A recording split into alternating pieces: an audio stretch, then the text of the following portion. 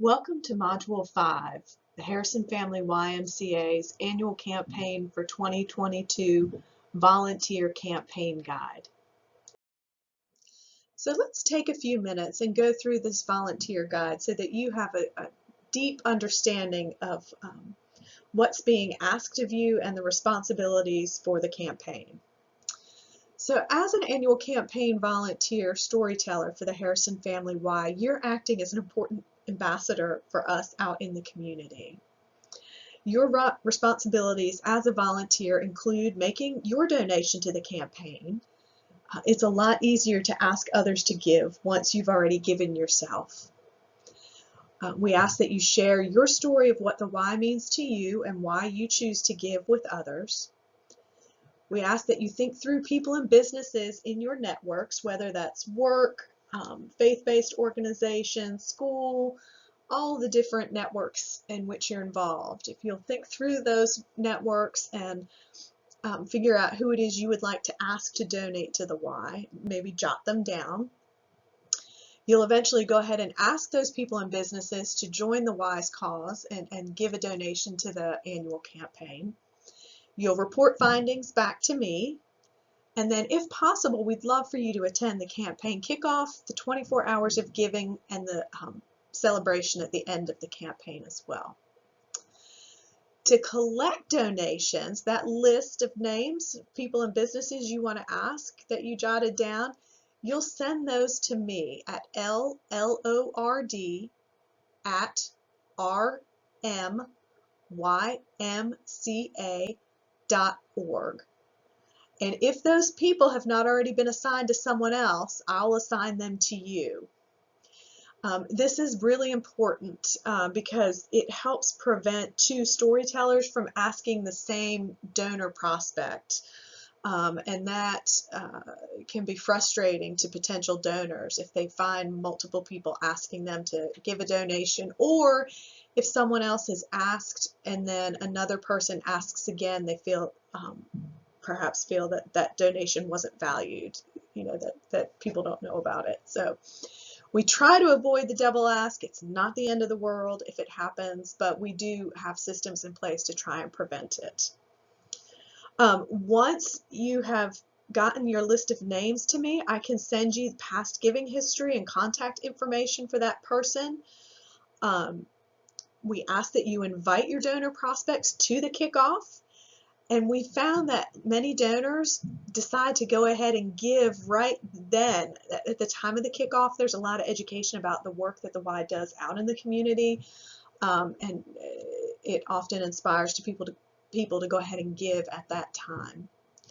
And then if they don't give at the time of the kickoff, you can start making your asks by phone.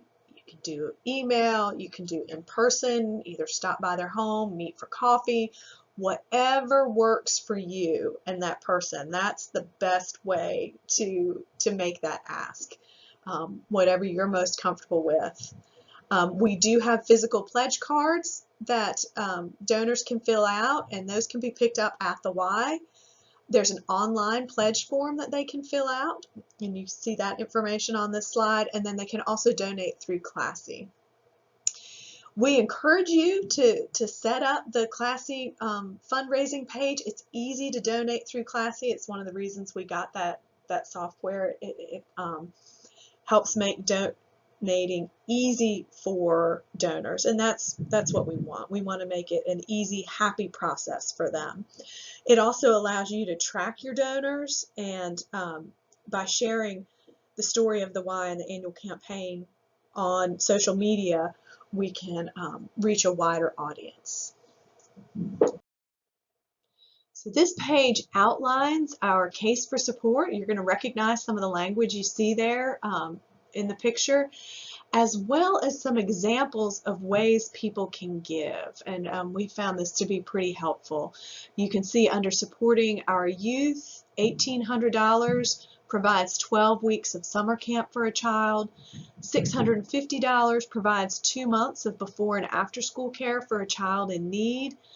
And the funding, annual campaign funding, also supports the other out-of-school care programs, youth and family programming, as well as aquatic programming. For Advancing Health Equity, $500 provides a month of food boxes for 12 families. And the Advancing Health Equity funds can also be used for summer feeding program sites, community and nutrition outreach, and lots of good ways to put that money to use. And then under Ensuring Access for All, $100 provides 2 sessions of blood pressure self-monitoring. So it covers the costs for 2 people who might not otherwise be able to take blood pressure self-monitoring, allows them to take the class, can also be used in our walkability work, enhanced fitness work, and some of the virtual wellness initiatives we're working on. The bottom of the slide, you can see our total goal for the annual campaign, $140,000. The community goal is $50,000 this year. Our major gifts goal is $66,500. And our major gifts team has gotten off to a great start, which is wonderful, as well as our board giving total and our staff giving total. And those divisions, the major gifts, the board giving, and the staff giving, all kick off before the community phase, so those funds are coming in now. Here we're getting into the nuts and bolts of making that ask. We ask that you only solicit donation if you have a pledge card for that person. So it is really nice to be able to take that pledge and turn it in once that person agrees to make the donation. Having a pledge card also prevents that double ask. If you don't have that pledge card, it means someone else might have a pledge card for that person. Please feel free to go ahead and share the story of the why far and wide, but only make that ask if that person's been assigned to you and you have that pledge card with you. If they're interested in giving, you're sharing the story of the why, someone's interested in giving, wants to go ahead and give, and you don't have a pledge card, they are welcome to go online to our website or onto a social media page, a Classy page, and make a donation that way.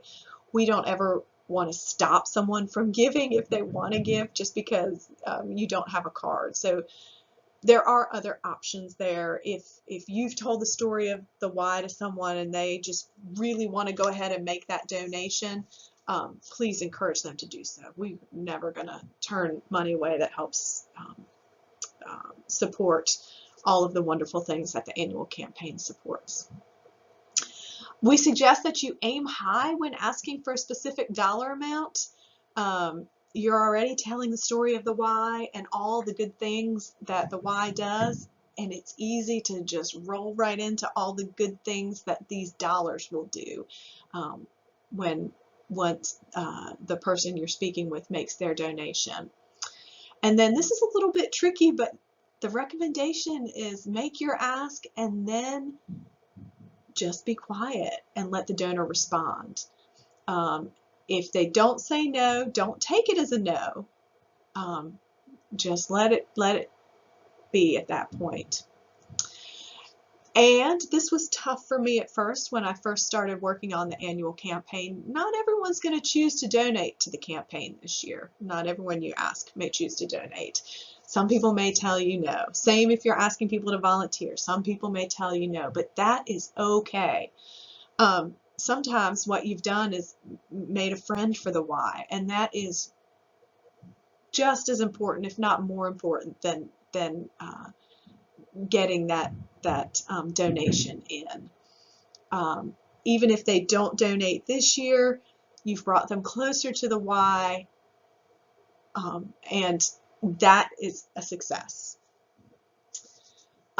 You may find that there are people who want to share concerns or complaints with you about the why when you're talking to them about the why, and that's okay too. You can listen to and record the complaint, but try not to comment on their specific issue. just make sure that you let them know that you will follow up with YMCA staff and that someone will follow up with them about their concern. Let them know that we'll respond to every concern, and that we will take it very seriously and definitely follow up with them. Once people have had their concerns listened to and addressed, they are much more likely to be ready to listen to your request for their support for the campaign. And I tell folks this all the time. I am always glad to receive feedback about the why. I much rather have someone tell me something that makes them uncomfortable or unhappy, rather than keep it to themselves and never share it. I can't fix it if I don't know about it, or I can't work to address it if I don't know about it. It is much more helpful for me to hear from them than for them to remain unhappy or to leave without us ever having a chance to address it. So I'm always glad to hear feedback. The recommendation is to ask for a specific amount. So, you know how we reviewed those amounts on the last slide? That's a great way to make an ask. Hey, what do you think about supporting 2 people in completing the blood pressure self-monitoring program? A donation of $100 can do that. We also encourage you to encourage pledging. There are lots of different ways that can look. You know, you can pledge a total amount and then make small payments over a period of time. So that could be monthly, it could be quarterly. We are glad to set that up for folks and either invoice them or draft, whatever works best for them. We ask that you report in regularly. You know, if weekly, you can follow up with us and let us know how your campaigning is going. It's very helpful to us. And then lastly, be prepared for questions. You know, answer the questions based on what you know, and if you don't know an answer, let that person know, hey, I'm not sure, but I'm going to find out and get that answer for you. And then reach out to me or the appropriate Y staff person. You can always reach out to me and I'll get you to the appropriate staff person or get that answer for you. And we will follow up with you and or them as needed.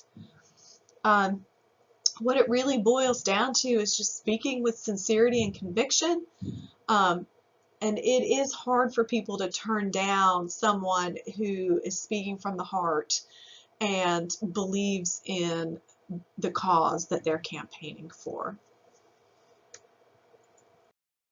This is a little cheat sheet for keys to success with campaigning. Make your gift first is the first one. We've talked about that. Know your why story.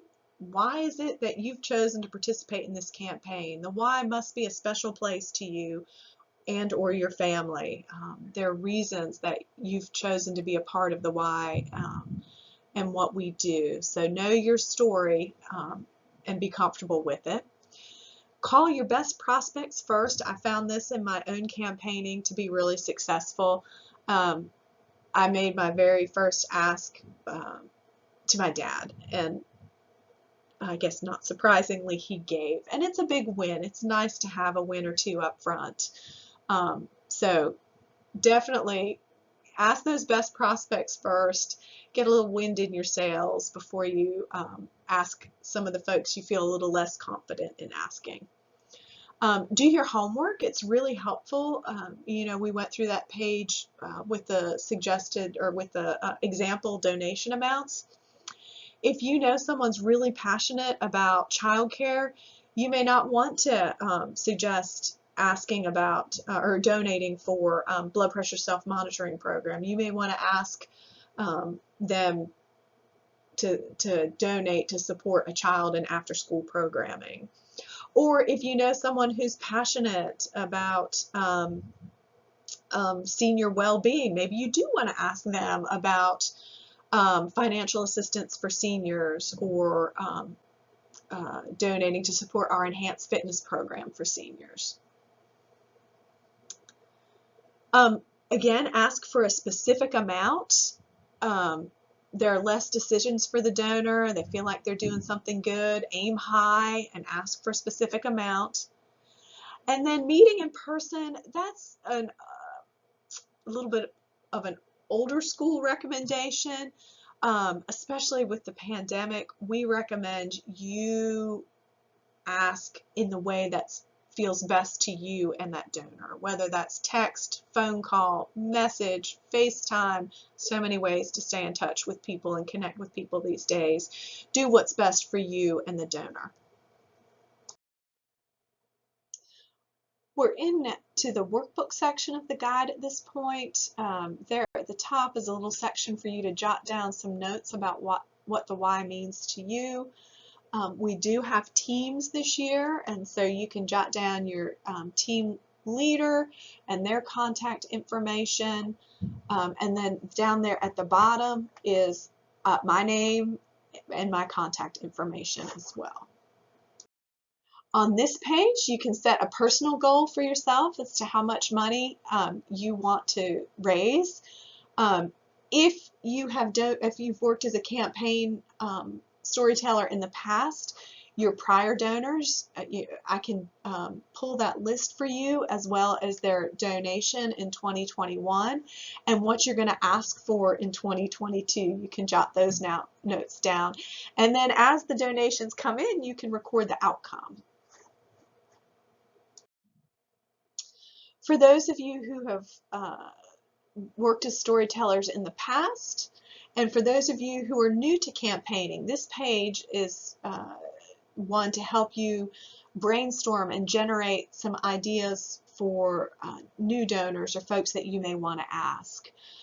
We've got some ideas there to kind of help trigger your thinking, colleagues, church friends, your school, real estate agents, sports coaches, your bank, your hair salon, lots of ideas of people who you may want to ask to donate. And once you have that list generated, you can reach out to me. I can let you know whether that person's already assigned to someone.